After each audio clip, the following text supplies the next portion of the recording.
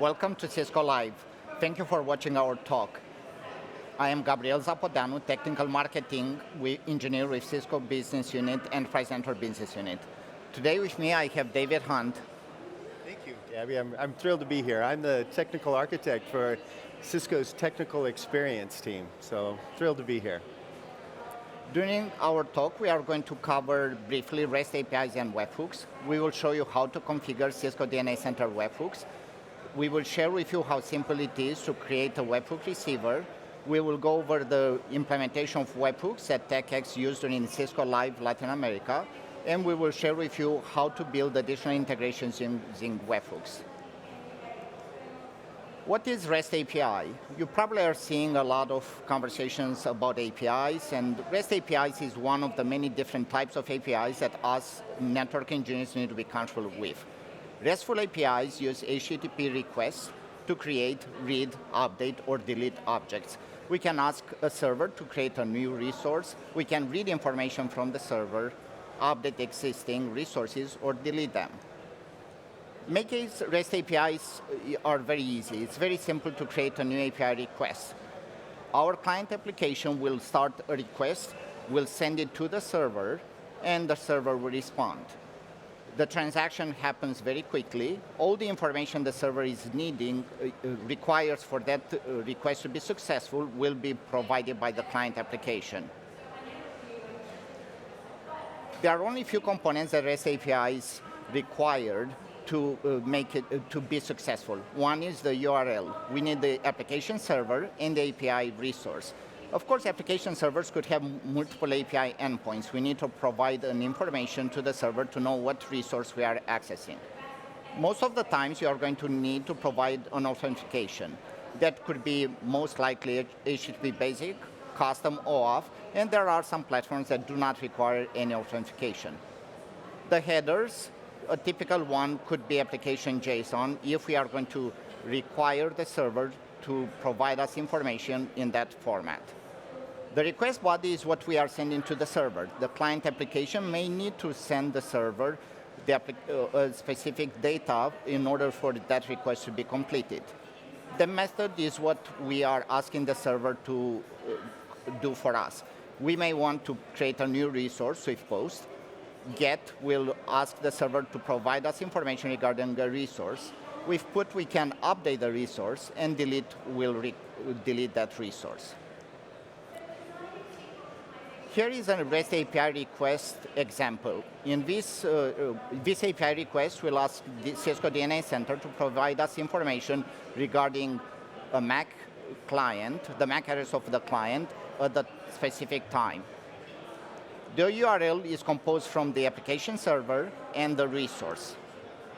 The header instructs the server that I'm going to send information using application JSON, and in this case, I'm going to ask the server to provide us the information that we are asking formatted in JSON.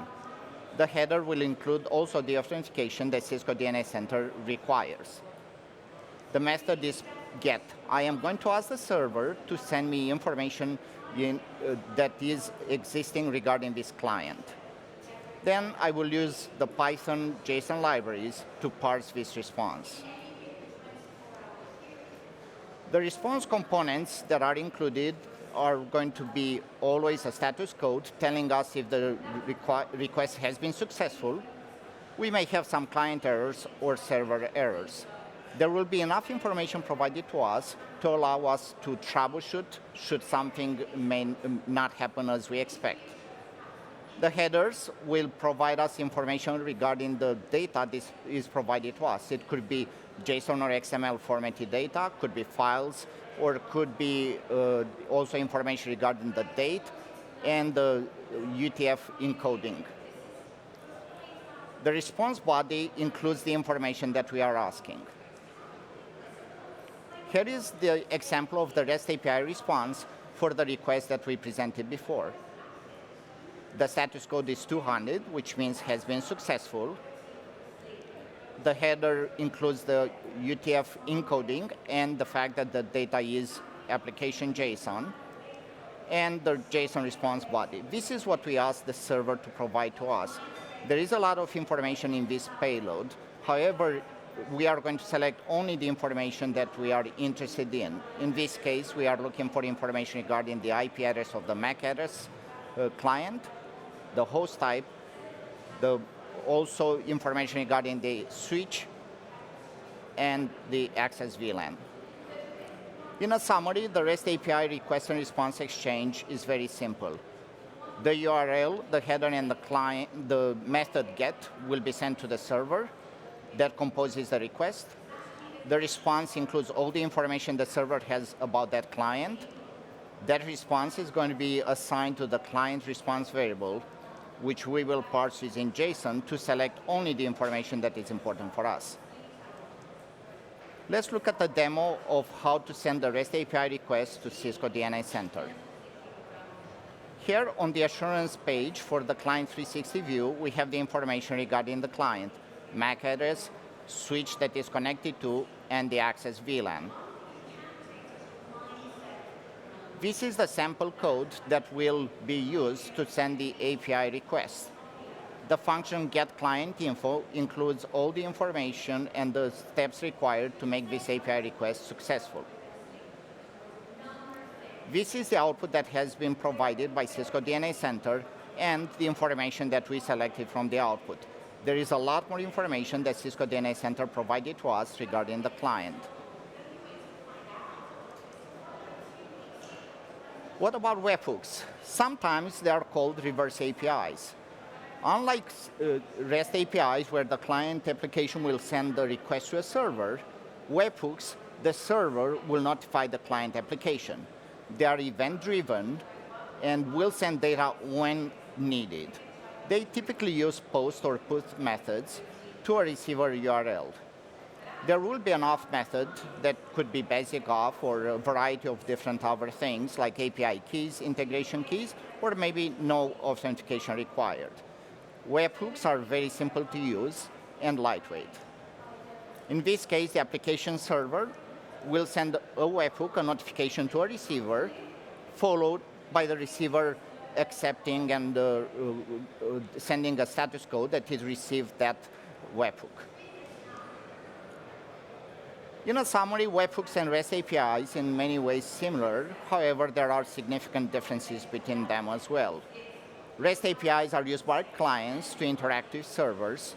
Webhooks are used by servers to publish data to clients. They both use post and put methods.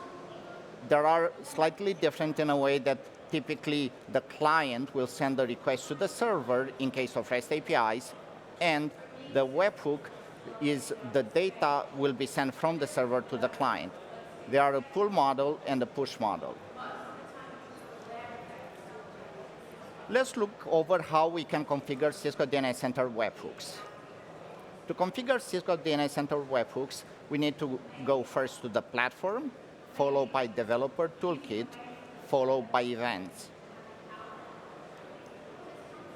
We will have a list of a variety of different events that we can subscribe notifications to. In our case, we are going to subscribe to notifications to the event interface connecting network interfaces is down. This is obviously a critical event that we want to be notified real time. We will click subscribe, and then we will have access to the screen where we can actually configure the webhook. There are only a few different things that we need to configure. Name the subscription, the type of subscription in this case is REST, define the URL where we are going to send the webhook, the method is going to be post, and provide the basic auth authorization that the destination receiver expects. And then we will subscribe. With only these few steps, we can subscribe to one event or multiple events.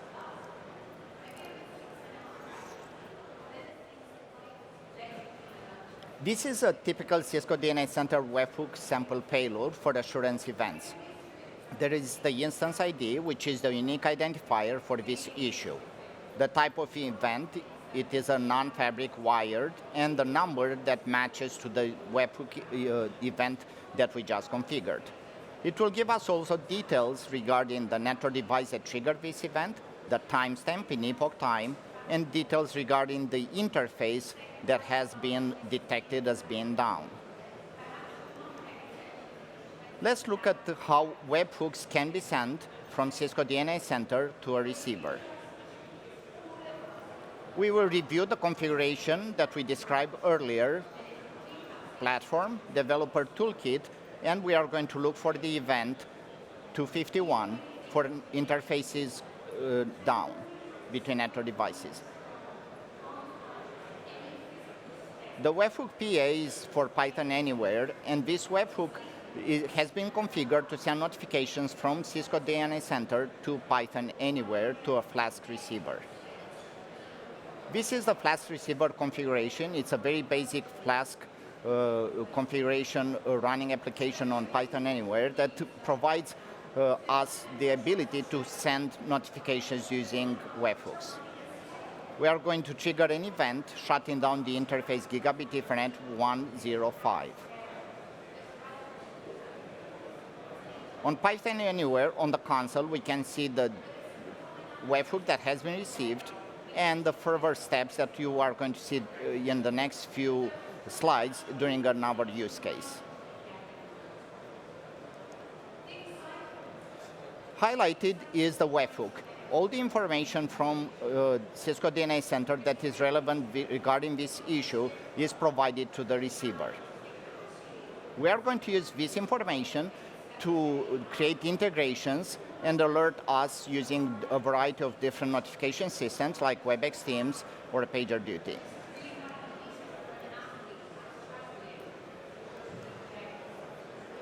How to build a webhook-based integration?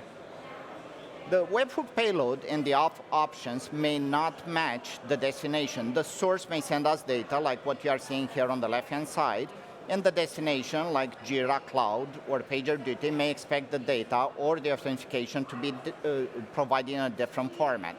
Because of this, we need to convert the payload and also build the auth required by the destination. These operations can be done on an application like a simple webhook receiver that I'm going to share with you.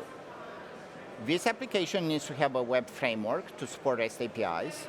It can run on a Linux container, virtual machine, or cloud. It needs to be reachable from Cisco DNA Center and can reach the platforms we desire to integrate with.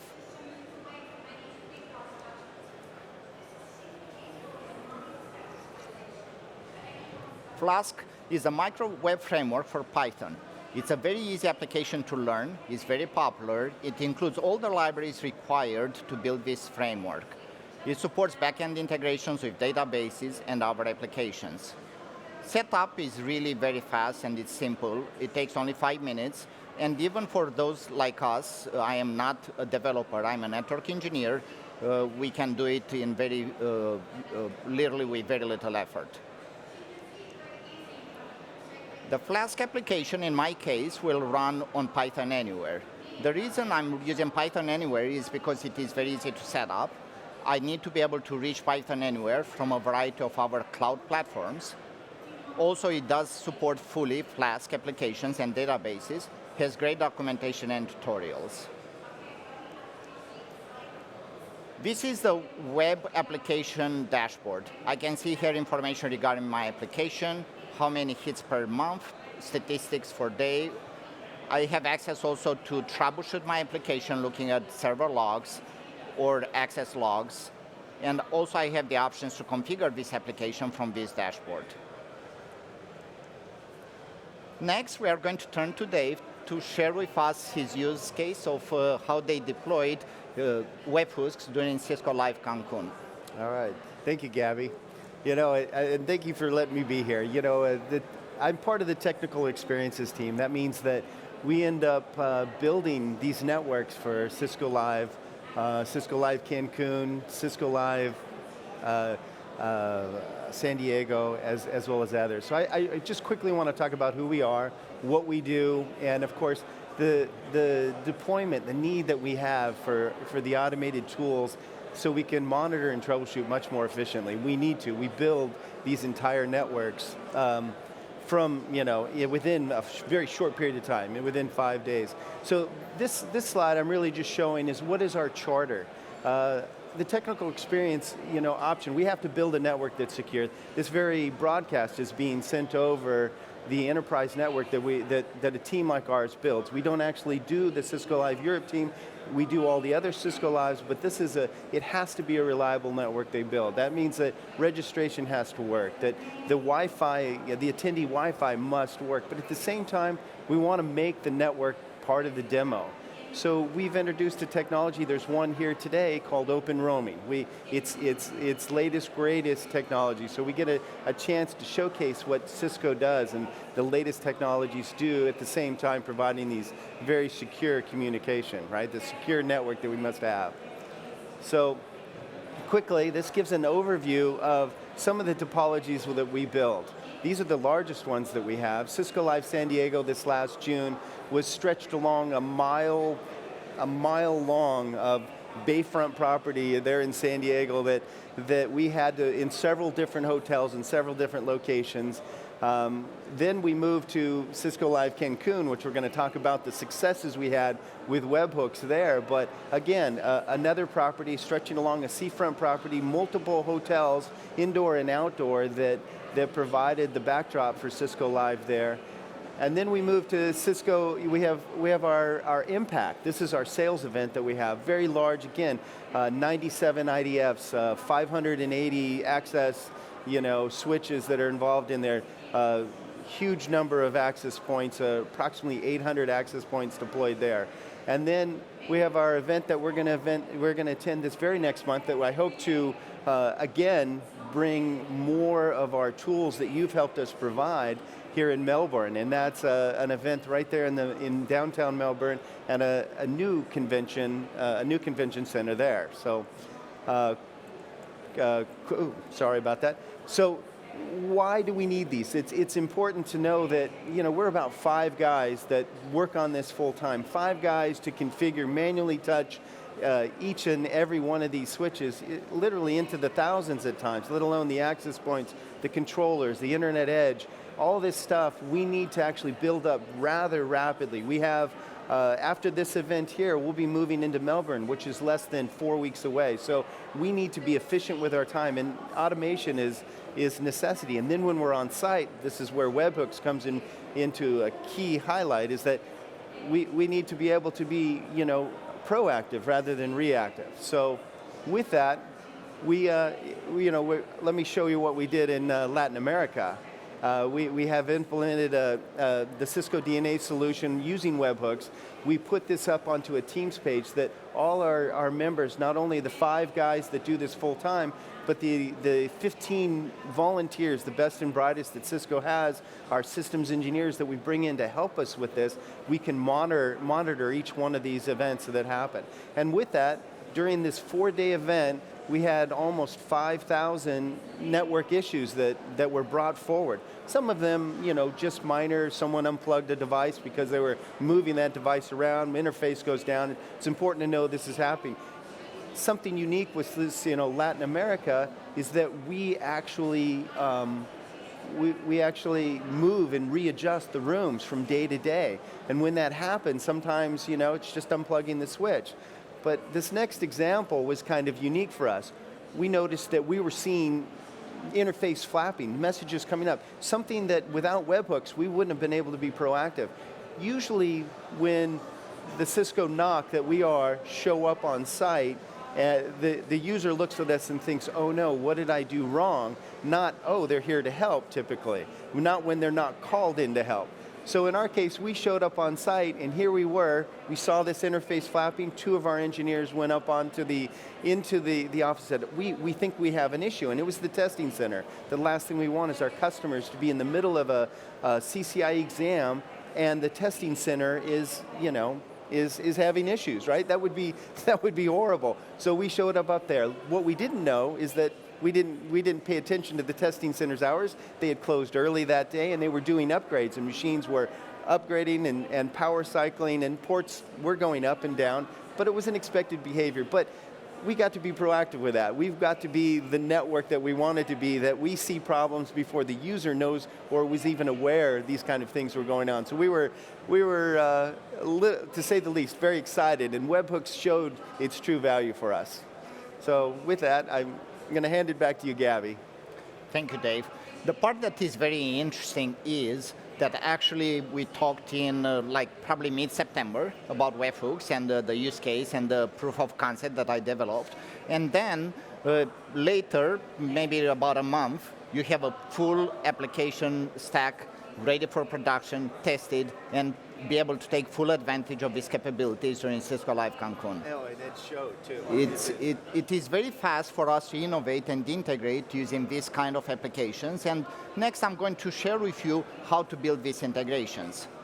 Of course, webhooks are great, but we need to use them. And in this next section, I'm going to share with you how we can build an integration between webhooks from Cisco DNA Center to a variety of different systems, like PagerDuty for notifications, Jira, Cloud Service Desk for IT ticketing, and WebEx Teams. You are going to see that it will take only a few seconds from the moment that Cisco DNA Center detects an issue. We are going to have a ticket created in Jira. We are going to be able to send notifications using webhooks to a variety of different platforms. We are going to send notifications to WebEx Teams and PagerDuty.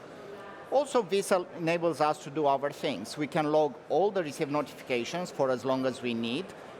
We are going to be able to build reports, dashboards, training, or even analyze them and be able to proactively detect issues that could become chronic over time. It will allow us to have much better accuracy and a lot of different, enable us for a lot of different innovation in time. The webhook receiver, in my case, runs on Python Anywhere.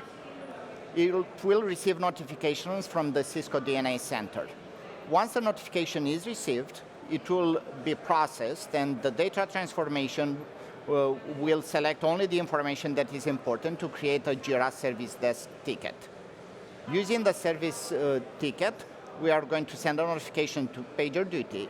This notification will include links to the ticket system and the issue, and to the Cisco DNA Center issue details. We are always going to send also notifications to a WebEx Teams, like the one that you had during Cancun, so the network operators are aware of these new issues. Also, this webhook receiver will publish REST APIs that allow me to get access to all the logs received from all the webhooks, be able to integrate with additional systems like voice assistant platforms. Here is a sample of what the ITSM integration looks to Jira Cloud Service Desk. It includes a brief description of the ticket, a description of the problem, and the link to the Cisco DNA Center issue details. By accessing that link, we will have access to the Cisco DNA Center details for this issue, where we can find out more information about the issue. The Cisco WebEx Team notification, in this case, I have two different notifications that has been received. One is for an interface down, a second one is for a power failure on a catalyst switch. We have here also a bot where we can ask basically the receiver how many notifications have been received today, and we had 11.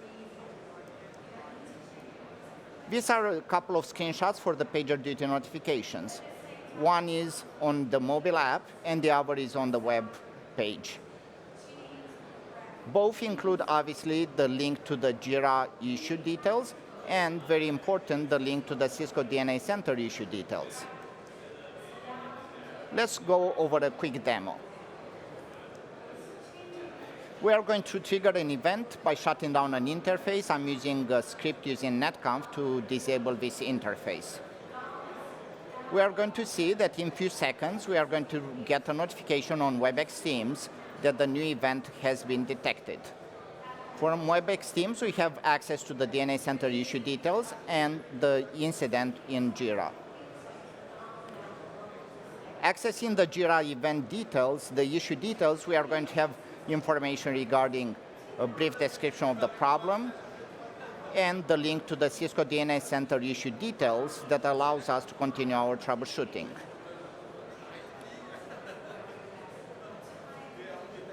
The assurance event details gives us even more details regarding the issue, the network devices that are connected, and the opportunity to run troubleshooting commands on Cisco DNS Center to troubleshoot this problem. For demonstration purposes, I'm going to run the configuration commands. I'm going to find out the interface configurations on both ends of the interface that is down. PagerDuty has information regarding the event, and it is convenient for those customers that have PagerDuty to observe how they can use PagerDuty to collect information from the Jira ticket or the Cisco DNS Center issue details. Those links are provided.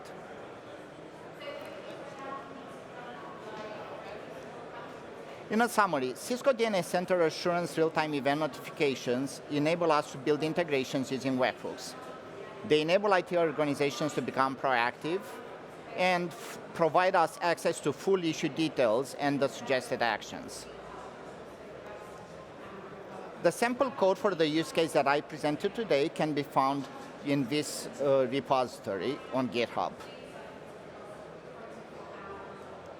This repository is part of the GitHub Cisco Enterprise Networking Programmability Organization. This organization includes a lot of other use cases and sample code that you may find useful when you use the REST APIs provided by Cisco DNS Center. There are a few other resources that you have available to learn about APIs and how to use APIs with Cisco DNS Center. Those are on the Enterprise Network Programmability YouTube channel, where we publish videos with demos of how you can access information that is available on Cisco DNS Center. There are a lot of other resources that are hosted by DevNet with a lot of code on Code Exchange or Automation Exchange. Also, using the DevNet sandboxes, you can start your troubleshooting, your development efforts without investing in your own lab. Thank you for joining us today, and should you have any questions, you can reach me on Twitter, or you can find the information on how to reach me or submit questions on the Cisco Enterprise Networking GitHub organization or the YouTube channel. Thank you. Thank you, Dave. Thanks, Gabi.